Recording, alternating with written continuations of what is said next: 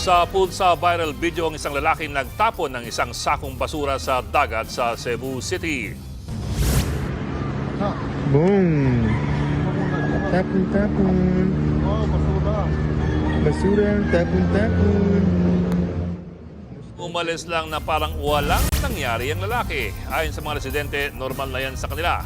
Araw-araw nga raw ay may mga nagtatapon ng basura sa dagat. Sinisita naman sila ng mga otoridad pero walang nahuhuli. Ayon sa lokal na pamahalaan, nililinis naman nila ang dagat bagamat maraming talagang nagtatapon doon. Pinahanap na ang lalaking nakuhanan ng viral na video.